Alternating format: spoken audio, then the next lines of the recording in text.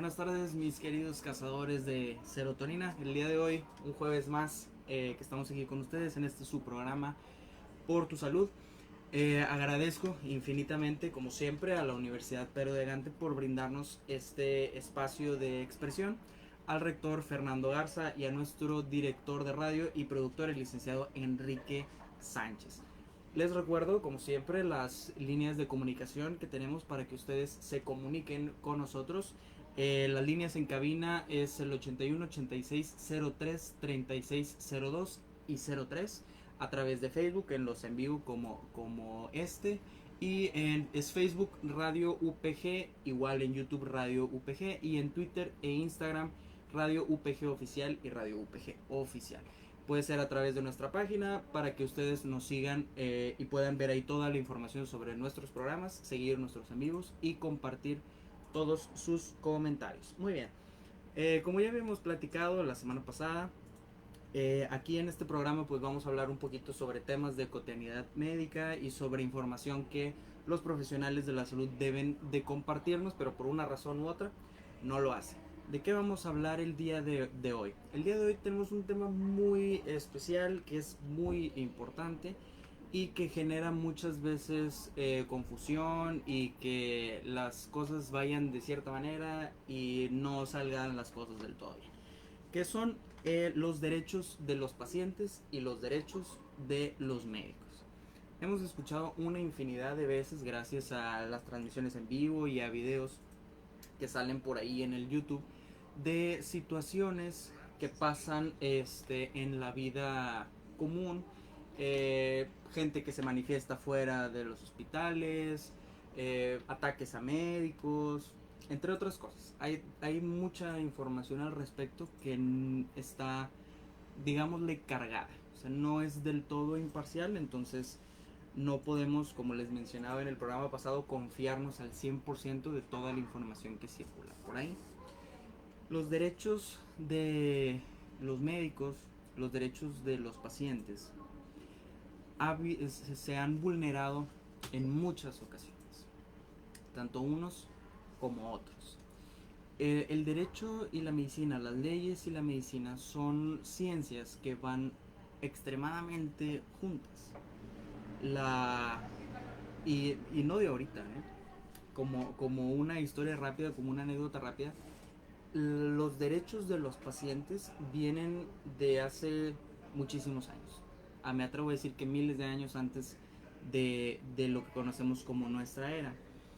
Gracias a que los egipcios se preocuparon por ello, los romanos se preocuparon por ello, de ver que se garantizara la vida de los pacientes, que no se experimentara con ellos, que no hubiera irregularidades en lo que en aquel entonces era la atención médica. Desgraciadamente, como les comentaba ahorita, ha habido muchas situaciones en las que se vulneran los derechos de ambos lados. Recientemente, el día martes, salió la noticia, una noticia nacional, que en un centro médico privado en Oaxaca, una médico que estaba prestando su atención pues fue atacada por un paciente. Entonces hablamos de agresiones importantes, o sea, con pistola y toda la cosa. Entonces ese tipo de circunstancias vulnera los derechos de los médicos, como ahorita lo vamos a ver. Y por el otro lado, para que no se vea como que solamente vamos a hablar a favor del gremio médico, muchas veces los derechos de los pacientes se ven vulnerados no por el propio médico, sino por el sistema en general. Entonces, hay que tratar de ser imparcial, o vamos a tratar de ser imparciales cuando estemos discutiendo esto, para ver cuáles son las fallas reales y qué es lo que realmente daña y vulnera los derechos tanto de los pacientes como de los médicos. Entonces, primero vamos a hablar de los derechos generales de los pacientes. En materia de medicina, del área de la salud en general, hay muchas leyes. Está la Ley General de Salud y de ahí derivan muchísimas normas. Entonces, la salud en México está protegida por el artículo 4 de nuestra Constitución. Entonces, es una garantía individual, es un derecho indispensable que no solamente los mexicanos, sino todos los humanos tenemos, que es el derecho a la salud. Pero hay los que se llaman los derechos generales de los pacientes. O sea, la cuestión más general, como su nombre lo dice, más a grandes rasgos, fuera de los derechos que cada institución tiene por individual, porque el IMSS tiene unos derechos para sus derechohabientes, el ISSSTE tiene otros, el ISSSTE León tiene otros, etcétera. Entonces estos son los generales. Entonces esto aplica para todos, independientemente de si es una compañía de seguro de gastos médicos mayores o si es seguridad social, la común que todos conocemos. Entonces, son 10 y 10 hasta eso, para que no haya controversia, para que no se peleen. Son 10 para los pacientes y 10 para los médicos. De cada uno vamos a desmenuzarlo un poquito o a contextualizarlo en una situación del día a día. Entonces el primero de estos derechos es, pues creo que el más claro y el más simple de todos, que es recibir atención médica adecuada. Ese es el primero y yo creo que el más importante, por eso supongo que es el primero. Y habla de lo que dice literalmente. O sea, todos tenemos el derecho de que si se solicita una atención, recibirla de manera adecuada por un profesional adecuado, por un profesional apropiado, que esté capacitado, actualizado y que tenga todas las capacidades para poder llevar de vuelta a la salud a un paciente que está enfermo o a alguien que ha perdido ese equilibrio que nosotros conocemos como salud. Entonces, se debe de asegurar que el paciente pueda tener una atención médica adecuada a través de una correcta instalación, una correcta infraestructura, a través de poder tener material para poderlo diagnosticar, de poder hacerle pruebas, etcétera, etcétera. El segundo derecho ya va ligado al médico, que lo está tratando o el médico que se está haciendo cargo de su atención, y es recibir trato digno y respetuoso. Hemos visto por ahí en redes sociales y en las cadenas famosas de WhatsApp situaciones en las que hay profesionales de la salud, no solo médicos, que pues son déspotas, que son irrespetuosos. Y esto, créanme que nadie les puede decir es correcto, nadie les va a decir es correcto que esto pase. Pero hay que saber y hay que conocer que esto es el resultado de un sistema fallido, ¿sí?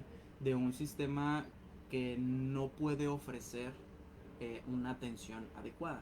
¿Y por qué tiene que ver? Porque se lleva al hartazgo a los profesionales de la salud y a los no profesionales de la salud también, porque abarca gente que está por ahí en trabajo social y gente que se encuentra ahí en los lugares donde se presta atención médica que no son profesionales de la salud. Dicen, es que las personas del IMSS siempre te tratan mal, es que tienen cara de chacra, es que lo que ustedes gusten y manden. No les puedo decir yo es mentira, porque eso, pues no, o sea, no va. Pero como les comentaba en el primer programa, el punto es crear una empatía con ese otro lado.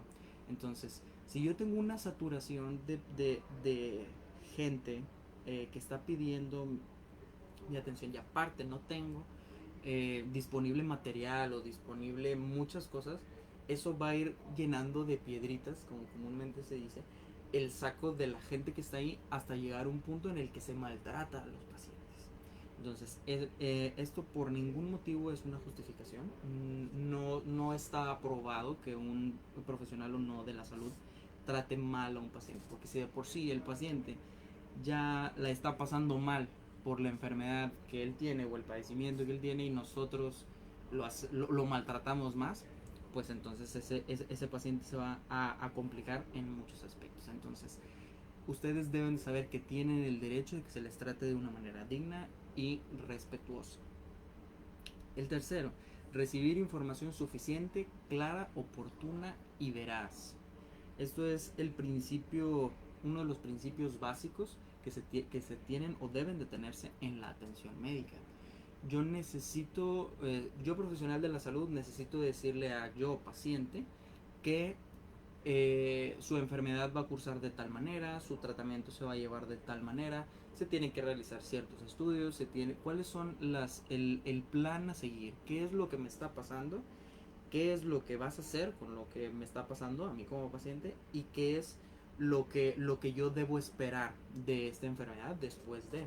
¿Por qué? Porque hay enfermedades muy sencillas, como puede ser una gripa, que pues al paso de unos días incluso se va a autolimitar y no va a pasar nada. Pero hay enfermedades muy complejas que a pesar de ser tratadas van a dejar una secuela. Todo eso, toda esa información debe de ser reportada al paciente y nosotros como pacientes lo debemos de pedir. ¿Sí? Ya no podemos estar o depender completamente de que el profesional de la salud tenga el tiempo y la disponibilidad y la memoria para decirnos, señor, señora, usted va a pasar por esto, esto y esto y lo otro. Hay que preguntarlo. Todo lo que nosotros no sepamos, todo lo que se nos haga raro, el nombre de los medicamentos, todo eso nosotros lo tenemos que preguntar, nosotros lo tenemos que archivar. ¿Por qué? Porque es nuestra salud. ¿Sí? Si al médico se le van las cabras, si al médico no nos comentó, si la situación que ustedes quieran, nosotros debemos de solicitar esa información porque al médico se le puede pasar. Si recordemos que los médicos están saturados de pacientes, entonces no van a tener nuestro expediente completo en la mente. Es imposible, o sea, no es algo que sea viable, a no ser que sea la medicina privada. Aquí lo estamos hablando, lo estamos contextualizando en la atención médica pública, o sea, lo que provee Secretaría de Salud, lo que provee el IMSS, lo que provee el ISSSTE. ¿Sí? La cantidad de pacientes es muchísima, entonces no le podemos pedir al médico que se sepa al derecho y al revés nuestro expediente, y más cuando son expedientes completos de pacientes que tienen crónico degenerativas desde hace un montón de años y han tenido muchas complicaciones y cosas así. El médico va a ver nuestro expediente y en base a eso empieza él a recordar todo lo que ha pasado y ahí se puede entablar una conversación que viene de allá para acá. Pero las dudas, ustedes son quienes las debemos, nosotros somos los que las debemos de plantear para que el médico nos las aclare. Que si puedo consumir tal o cual alimento, que si no, qué medicamentos debo de tomar, qué pasa si tomo de más, qué pasa si tomo de menos, etcétera. Todas esas dudas que se puedan plantear, hay que hacerlo, hay que plantearlo. Y sobre todo lo más importante, una de las cosas más importantes en la información médica propia es nosotros llevar un registro. Nosotros podemos agarrarnos una libreta, puede ser que ya no, que el niño le dejó a la mitad, o comprar una, para nosotros ir registrando las cosas que nos vayan pasando y si estamos tomando algún suplemento, vitaminas, etc., que lo ideal es que no, ahí lo debemos de ir plasmando, el plan que nos dejó el médico, las enfermedades que hayan saliendo, las enfermedades que tuvimos, todo eso. ¿Para qué? Para que no se nos olvide nada a la hora de la consulta. Que nosotros vayamos a consultar y podamos decir, ¿sabes qué, médico? En tal día me empezó a doler la cabeza. Y luego después se le agregó vómito. Y luego después esto y lo otro. ¿Para qué? Para que el médico tenga la capacidad de integrar su expediente y poderles ofrecer a ustedes de vuelta información suficiente, clara, oportuna y veraz para poder cumplir este derecho. El siguiente es uno que es muy controversial, entonces lo iremos desmenuzando en programas futuros que hablen más al respecto, pero es decidir libremente sobre su atención. Los pacientes tenemos el derecho de decidir sobre qué es lo que va a entrar a nuestro cuerpo, o sea, sobre qué medicamentos nos van a poner, sobre qué manejo nos van a dar, sobre si vamos a hacer tal o cual examen, sobre lo que sea, el paciente tiene completo control. Si el paciente le dice al médico, oye, es que yo no estoy de acuerdo con eso, perfecto, no se hace, así de simple, así de sencillo. El médico, cumpliendo el derecho 3, el de la información, tiene la capacidad para decirle, señor, señora, estas son sus opciones, esta es la información que yo le presento, estas son las consecuencias, estas son las repercusiones, usted tome la decisión. Hoy día nadie nos puede obligar a tomar cierto tratamiento, nadie nos puede obligar a nada, ¿sí? Nosotros tenemos la facultad y la autonomía de decir sí o no. ¿Ha habido ocasiones en el que este derecho se ha vulnerado? Sí. Desgraciadamente hay situaciones en las que por cuestiones que pasan en específico, o sea, por situaciones particulares, este derecho se vulnera. Entonces, no es algo que se puede permitir y existen las instancias adecuadas para interponer las quejas. Y es algo de lo que vamos a hablar un poquito más adelante, porque es parte de otro derecho. El derecho 5 es otorgar o no su consentimiento debidamente informado. Va muy de la mano con el derecho anterior y hace referencia a que cada vez que yo le voy a hacer un procedimiento, por ejemplo una colonoscopia, una cirugía, cualquier procedimiento, incluso una sutura, algo que es muy simple, se debe de solicitar el consentimiento al paciente por escrito, explicándole los beneficios y los riesgos del tratamiento o del procedimiento que se vaya a hacer. Tengo que decirle, ¿sabe qué es? Que la complicación de este procedimiento es que a usted le pase esto, esto y lo otro. La complicación de que no tome el tratamiento es esto, esto y lo otro. ¿Para qué? Para que usted, teniendo las armas suficientes, que es la información, ustedes puedan decidir y firmar un consentimiento informado para que se realice tal o cual procedimiento. ¿Sí? Entonces, el control siempre es de ustedes. Nadie puede decidir por ustedes. Número 6 es ser tratado con confidencialidad. ¿Sí?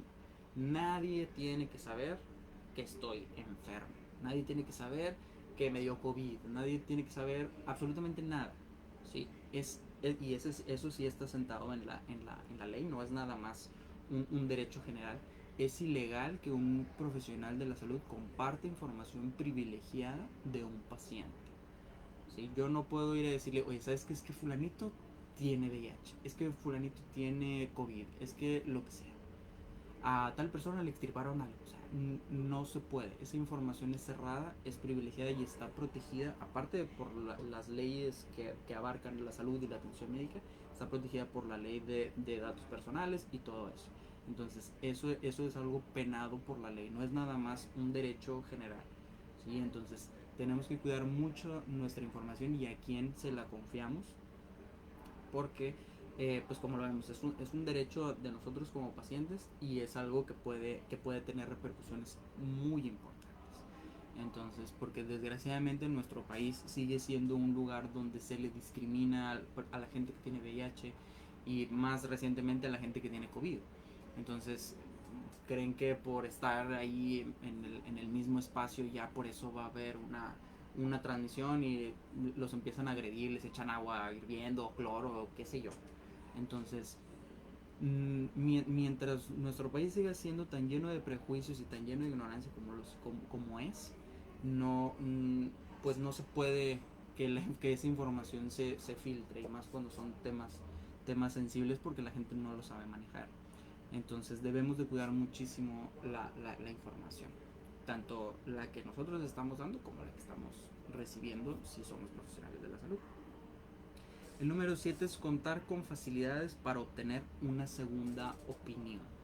Yo no estoy de acuerdo con el diagnóstico que el médico me dio, a lo mejor no me gustó, a lo mejor no me convence. Si yo sé algo de medicina, si a lo mejor yo soy un profesional de la salud y no me checa lo que el médico me está diciendo, o a lo mejor si no soy profesional de la salud pero googleé mis síntomas antes y el diagnóstico que el médico me da no es de los 5 diagnósticos que Google me dio, tenemos derecho a pedir una segunda opinión. ¿Sabe qué, médico? Es que no me convence lo que me está diciendo, ya después de haberme dado toda la información, ya después de todo eso, no me convence lo que usted me dice. Entonces yo tengo el derecho de solicitar en el mismo lugar, en el IMSS, en el ISSSTE, y más en la atención privada, una segunda opinión. Que otro médico me diga, oye, ¿sabes qué? Sí tenía razón, ¿sabes qué? No tenía razón, vamos a hacerlo de una manera diferente. Tenemos el derecho a cambiar la persona al que nos está brindando la atención si no nos convenció. Es perfectamente eh, comprensible y es posible. Entonces hay que solicitarlo siempre de la manera apropiada.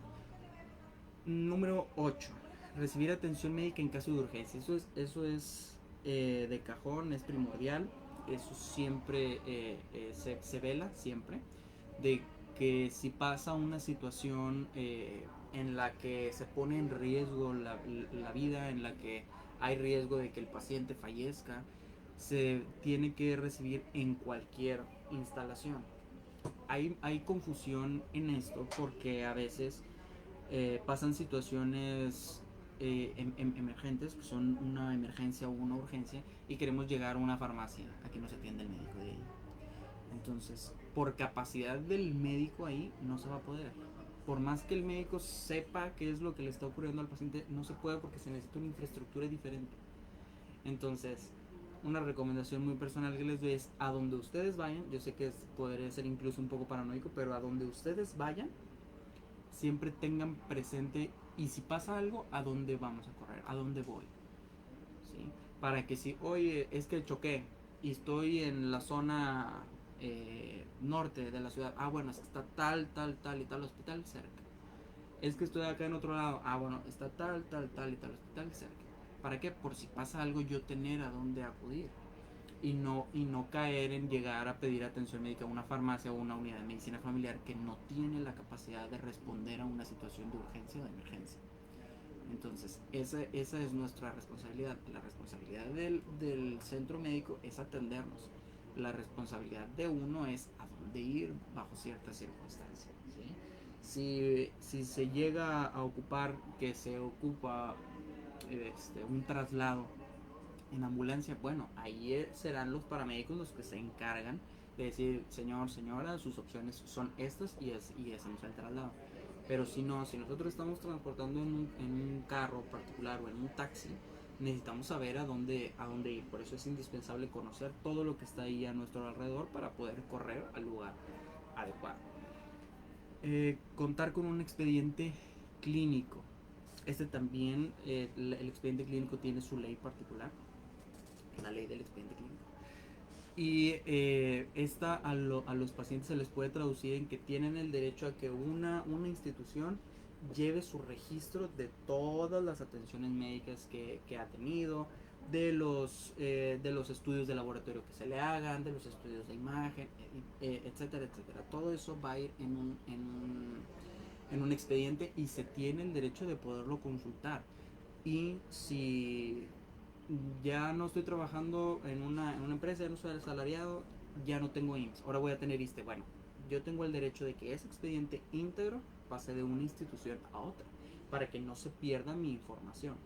Entonces tenemos el derecho de que la persona encargada de resguardar nuestra información, sea una institución o sea una persona en particular, pueda y tenga las capacidades para resguardarlo de manera adecuada, para que nadie lo vaya a leer, para que no se vaya a dañar, para que si pasa lo que sea, esa información no se pierda, ¿sí? Nosotros tenemos ese derecho de que nuestra información sea resguardada y esté disponible para nosotros y para la gente que nos está atendiendo. Y por último, el número 10 es ser atendido cuando tengas una inconformidad con la atención médica recibida. Era lo que les decía, que se relaciona con algunos de los derechos anteriores. Si yo tengo una inconformidad, yo tengo todo el derecho del mundo en que ahí en esa institución o una institución tercera resuelvan mi inconformidad o escuchen mi inconformidad. Claro, siempre por los medios apropiados, ¿sí? No se puede hacer una revuelta en un hospital, no se puede ni se vale nada de eso. Si yo tengo una inconformidad, necesito seguir los pasos adecuados ante las instituciones adecuadas. Nadie dice que no, tenemos el derecho de hacerlo, pero hacerlo de la manera correcta. Desgraciadamente hemos visto muchísimos videos donde irrumpen en centros hospitalarios, donde agreden a los médicos, donde agreden al personal que se encuentra ahí, trabajo social, etcétera, etcétera. No es correcto brincar de esa manera las cosas. Existen abogados especializados en las cuestiones de negligencia médica, y todos esos procesos. Están las comisiones de arbitraje médico. Son instituciones que son especializadas en atender ese tipo de cosas. Oye, pero es que con el IMSS y con el ISSSTE es un batallar siempre y nadie te escucha. Lo sé, es entendible, pero hay que hacer las cosas de cierta manera. ¿Por qué? Porque así funciona la burocracia. Entonces, nosotros no podemos brincar esos procedimientos porque muy seguramente nos vamos a hacer acreedores a que hay alguna sanción, a que nos retiren la cédula del seguro, a que nos vayan restringiendo beneficios, entre otras cosas. ¿Sí? Entonces, por eso los procedimientos son de cierta manera y los tenemos que seguir. Entonces, espero que con esta información que les he ido proporcionando se haya abierto un poco más su perspectiva acerca de esto, que conozcan, si no conocían, que los pacientes tienen derechos, ¿sí? Y sobre todo que los puedan ejercer con responsabilidad. No se vale decir o hacer cosas que están fuera de lugar, nada más amparándonos o teniendo la bandera de es que yo tengo el derecho de, porque recordemos que todos los derechos van ligados a una obligación. Entonces no podemos solamente exigir que los derechos se cumplan cuando nosotros no cumplimos con nuestras obligaciones. Entonces es un equilibrio, por eso el símbolo de las leyes es una balanza. Entonces es un equilibrio que nosotros debemos de tener.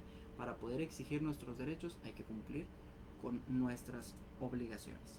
Eso va muy de la mano con educación en general, o sea, con la educación que nosotros podamos recibir tanto en casa como en las instituciones. Es aprender entonces a,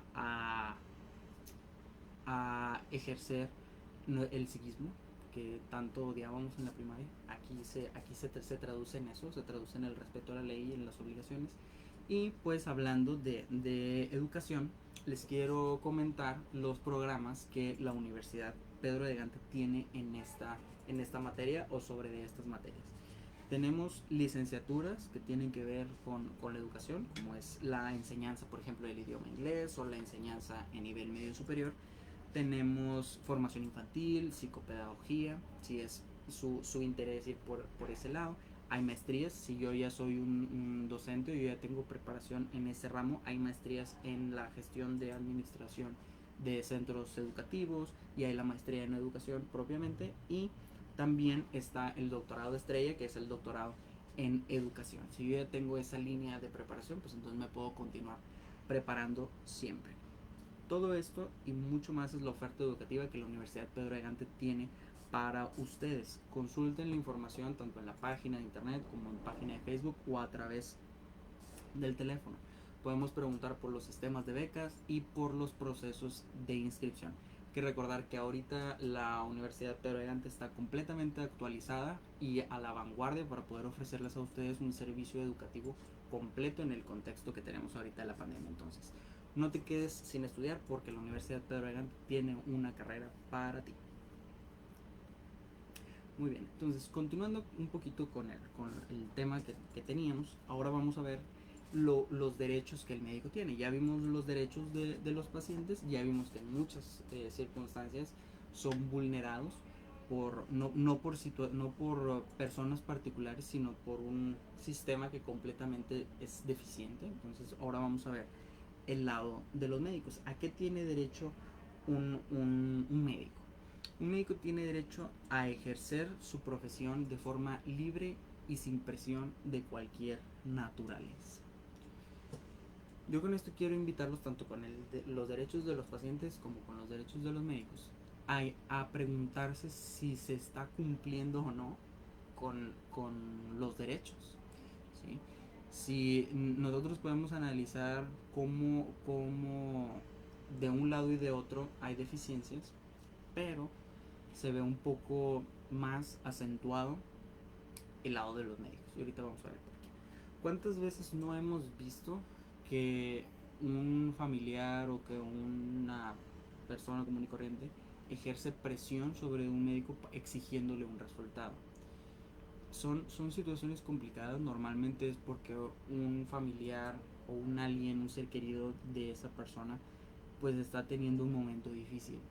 Sin embargo, no por esto se le puede exigir o se puede presionar al médico a que haga ciertas cosas o a que haga las cosas de cierta manera.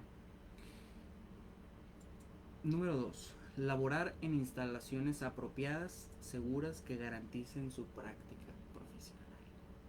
¿Ustedes creen que hoy día un médico de seguridad social, un médico de Secretaría de Salud, tiene este derecho asegurado, con hospitales a los que se les mete el agua cada que llueve, con quirófanos que se inundan, como en hospitales de aquí de Monterrey, con agresiones a los hospitales, con hospitales incendiados como en el centro sur del país. ¿Ustedes creen que ese derecho se está llevando a cabo correctamente, se está asegurando? Lo dejo para que lo piensen. Número 3, tener a su disposición los recursos que requieren su práctica profesional, que va desde un estetoscopio para yo poder auscultar al paciente, como el equipo de protección personal para enfrentar los pacientes en el covitario. De nuevo les pregunto, en base a lo que ustedes han visto, en base a lo que ustedes conocen sobre los centros médicos, sobre las instituciones de salud, ¿eso se está cumpliendo? Donde hay médicos que no tienen su equipo de protección personal completo y hay transmisión de COVID entre los pacientes y los médicos, cuando no tienen ni abatelenguas para poder checar a los pacientes, donde el equipo es deficiente, no tiene pilas, está dañado y las instituciones no hacen nada al respecto. ¿Ustedes creen que ese derecho se está respetando? Número 4. Abstenerse de garantizar resultados en la atención médica. ¿Sí? Si el médico tiene la osadía de decir, sabes que yo te garantizo que tu paciente va a salir excelentemente de este procedimiento o con este tratamiento, es muy su problema. Pero el médico se puede abstener de decir, sabes qué, es que las cosas van a salir de tal manera. ¿Por qué? Porque la medicina no es una ciencia exacta. La medicina tiene muchísimas variables y la atención médica tiene aún más variables que hacen que un resultado salga diferente a lo que estaba previsto. Entonces, yo como médico tengo el derecho de decirte, ¿sabes qué? Las cosas pueden suceder de estas maneras. ¿Sí? Le puede ir bien, le puede ir mal, pero yo puedo a ti, paciente, abstenerme de decir, yo me puedo abstener de decirte, sabes que todo va a salir bien. Entonces, por eso es algo que no se usa entre los profesionales de la salud. Y si se hace, se tiene que primero ser consciente al paciente de que si yo soy muy bueno y tengo muchas destrezas, yo tengo un 98% de confianza de que las cosas van a salir, más ese 2% puede hacer que la situación cambie, que las cosas sean diferentes. Entonces, por eso nos podemos abstener de hacer ese tipo de comentarios. Número 5. Recibir trato respetuoso por parte de los pacientes, sus familias y el personal relacionado con su trabajo profesional, sean enfermeras, sean técnicos, sea trabajo social, sean los que sean. Igual los invito a preguntarse, ¿este derecho se cumple? Con la agresión que veíamos, que les platicaba ahorita de esta doctora, con los médicos y los otros profesionales de la salud a los que les han aventado cloro, les han echado agua hirviendo, café y todo, solamente por el riesgo o el riesgo que el paciente cree que tienen por estar cerca de ellos. ¿Cuántos videos no ha habido sobre gente que irrumpe en los hospitales o sobre situaciones muy desafortunadas que han pasado? Eso se traduce en que no haya un respeto hacia los profesionales de la salud. Entonces ahí estamos vulnerando ese derecho. Tener acceso a educación médica continua y ser considerado en igualdad de oportunidades para su desarrollo profesional. Esto va un poco más hacia en relación con los departamentos de recursos humanos y todo eso, o sea, a que las instituciones provean a los médicos de una sala de educación médica continua, de cursos, de actualizaciones, entre otras cosas, para que el médico se pueda desarrollar en su ámbito profesional y que pueda a la vez estar lo suficientemente actualizado para ofrecer una atención de calidad. Entonces eso es algo que es ganar, por así decirlo. Número 7. Tener acceso a actividades de investigación y docencia en su campo de profesión. Si el médico tiene el interés, la institución debe de contar con un apartado de investigación y de docencia donde el médico pueda ejercer ese derecho y ponerse a investigar algo que se va a traducir en prestigio para el hospital. ¿Por qué? Porque si Juanito Pérez publica un artículo en una revista médica importante, pues se va a voltear a ver al centro médico. ¿Por qué? Porque viene en una parte del artículo su adscripción a tal o cual hospital. Entonces, también es algo que es un ganar-ganar porque le damos prestigio al hospital donde nosotros estamos adscritos, y yo ejerzo mi derecho a poder investigar o realizar docencia. Entonces, como les decía, es un ganar-ganar, no es algo absoluto así a favor de los médicos. Número 8, asociarse para promover sus intereses profesionales. ¿Qué quiere decir? Que si yo tengo un amigo cirujano, yo tengo un amigo anestesiólogo, yo tengo un amigo gastroenterólogo, bueno, entre nosotros vamos a juntarnos para hacer un equipo de cirugías que tengan que ver con gastro. O algo así, va por ahí ese punto. Entonces, ellos tienen el derecho de conformar sus grupos y trabajar en equipo para que sus intereses profesionales y económicos y así sean potenciados, o ese interés se desarrolle, ¿verdad? Entonces, el número 9, salvaguardar su prestigio profesional. Este va muy de la mano con abstenerse de garantizar resultados. ¿Por qué? Porque los médicos se van haciendo de cierto prestigio, de cierta reputación. Obviamente puede ser buena o puede ser mala. Entonces, el prestigio es algo que, sobre todo en la medicina privada, hace mucho la diferencia. Hace mucho la diferencia porque, pues, la mayoría queremos ir con el mejor neurocirujano, con el mejor cardiólogo, con el mejor de lo que sea. Entonces, el médico tiene el derecho de proteger ese prestigio. ¿Para qué? Para que más gente vaya con él. Entonces, si alguien lo acusa de tal o cual cosa, pues él tiene derecho de replicar la acusación que se le está haciendo, y así proteger su prestigio. Es otro de sus derechos.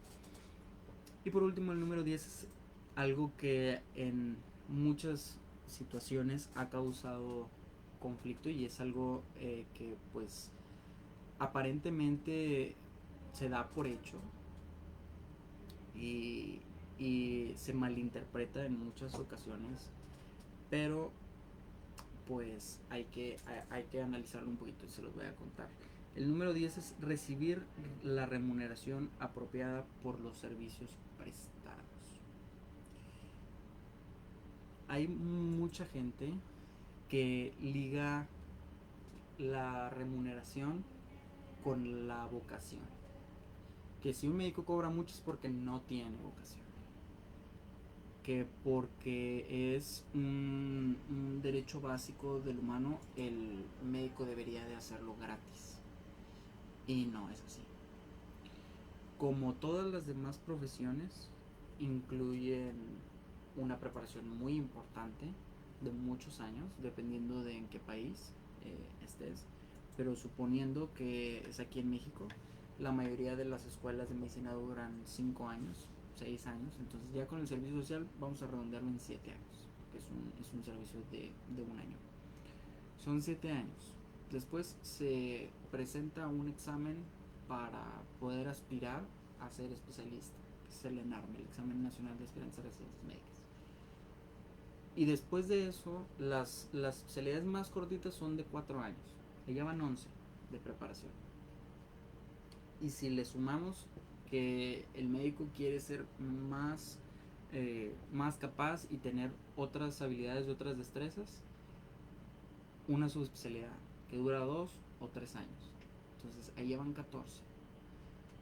Son 14 años de la vida de una persona, donde no hay una retribución inmediata, porque los primeros 7 años nadie te regala nada. Entonces vives a expensas de tus papás.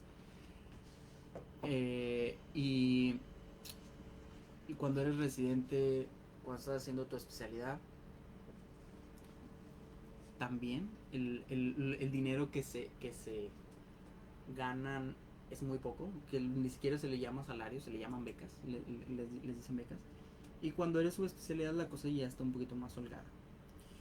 El hecho es que no está como esa anécdota que está, bueno, esa historia, que está una persona que tiene no sé, se rompió una tubería, ¿sí? O algo por el estilo. Llama a un plomero, llega, el plomero analiza la situación y aprieta una tuerca. En ese momento aprieta la tuerca y el agua deja de fluir, ya no se está inundando ahí la sala. Y el plomero le dice, señor, tenga, aquí está su recibo, son 20,000 pesos. Oye, pero es que ¿por qué? Si arreglaste le diste 3 vueltas a una tuerca y ya con eso, pues eso lo hubiera hecho yo con un tutorial de YouTube. Pues sí, el chiste es que yo no cobro, o el médico no cobra, o el profesional no cobra, de lo que sea, por la tuerca que vino a arreglar. Cobra por saber qué tuerca apretar, ¿sí? Por todo el conocimiento que viene detrás, por toda la inversión que se hizo para que ese profesional tuviera la información a la mano y poder resolver el problema. Entonces, no podemos exigir consultas de 20 pesos, no podemos exigir consultas de 30 pesos, porque la preparación no corresponde a eso.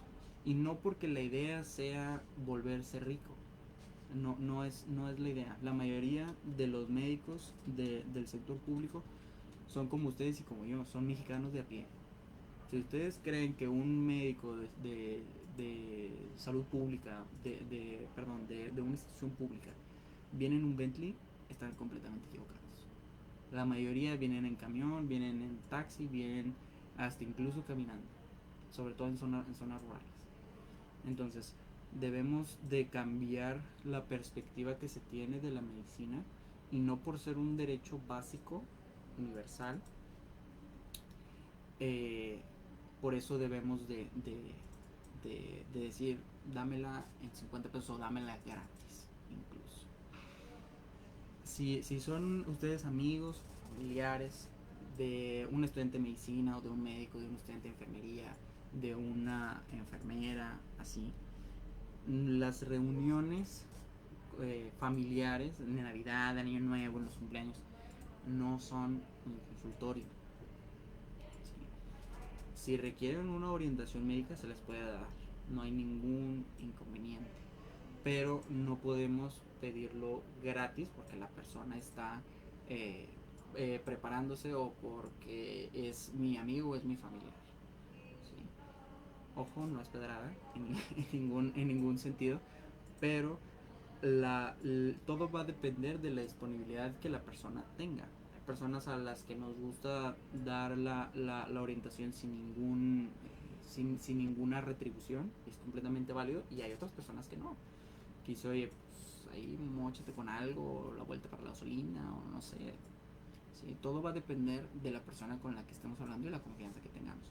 Pero esa ya es otra historia, es una cuestión completamente personal y de la relación que tengan ahí entre su pariente y ustedes.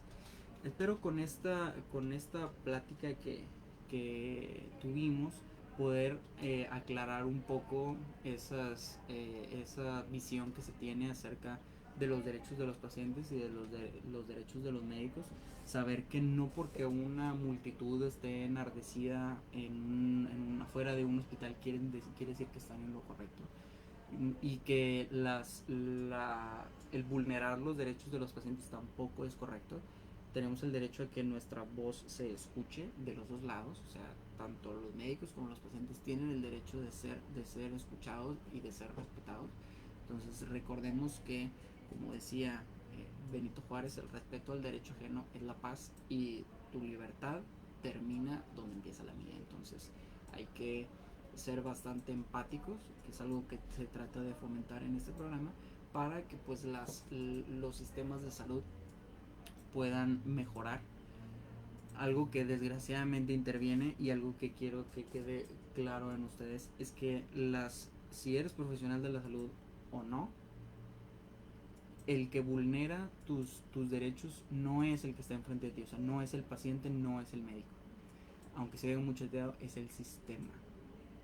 El sistema de salud en México es bastante ineficiente. ¿Por qué? Porque es demasiado politizado y no va en armonía con las otras ciencias. ¿Sí? La salud va de la mano con el derecho, va de la mano con la ética, va de la mano con otras ciencias. Y en México no es así. Cada cosa va por su lado, entonces no se permite que haya una armonía entre los sistemas independientes, y pues al ser una rama política, la salud se utiliza en muchos aspectos con fines políticos o con fines que no son el de promover la salud y no son el de brindar la salud. Desgraciadamente vivimos en un país donde que es de los que menos dinero aportan a la salud de los países que conforman la OCDE. Entonces necesitamos nosotros exigirle al sistema, exigirle al Estado que las situaciones cambien. El médico que está enfrente de ustedes no tiene la culpa de que sean 60 pacientes y les den 20 minutos por paciente. Eso no depende del médico. ¿Sí? No depende del médico que no haya estudios de laboratorio, no depende del médico que no haya radiografías o estudios de imagen. Entonces necesitamos ver quién es el responsable de las cosas para poderle exigir a ellos lo que se requiere. Que no haya saturación de hospitales, que no te den cada un mes las citas de seguimiento. Todas esas cosas no se las debemos de exigir al médico. El médico no tiene poder de hacer el cambio ahí. El médico es, como les decía, un mexicano de a pie igual que ustedes. Necesitamos cambiar esa perspectiva y ver quién es el responsable de proveer la salud, que es nuestro derecho. Entonces, con esto con esta pregunta los quiero dejar, con estas interrogantes que se han ido planteando a través de todo el programa, para que ustedes vayan haciendo un análisis y esto los motive a investigar un poco más acerca de cómo son los sistemas de salud en México y cómo nosotros podemos hacer pues el cambio aquí, aunque sea entre nosotros, y cómo debemos de alzar la voz para hacer el cambio que pues todos queremos. Les recuerdo que este contenido se va a subir a YouTube y se va a quedar por aquí guardado en Facebook para las personas que pues no pudieron verlo en vivo. No se olviden de compartir los contenidos que están tanto por aquí como en las otras plataformas para que el conocimiento llegue a más personas. Déjenos sus sugerencias y sus comentarios, ya sea en la caja de aquí de los comentarios o en las publicaciones, para pues nosotros saber de qué temas les gustaría que sigamos platicando, o personas que quieran que entrevistemos, entre otras cosas. Agradezco infinitamente, como les mencionaba, a la Universidad Pedro de Gante por brindarnos este espacio, al rector Fernando Garza y a nuestro productor y el director de radio, el licenciado Enrique Sánchez, por todas las facilidades para que este proyecto se lleve a cabo sin ningún inconveniente. Me despido como siempre recordándoles que todo lo que hagan, háganlo por su salud. Nos vemos la próxima semana, el próximo y todos los jueves a la 1 de la tarde.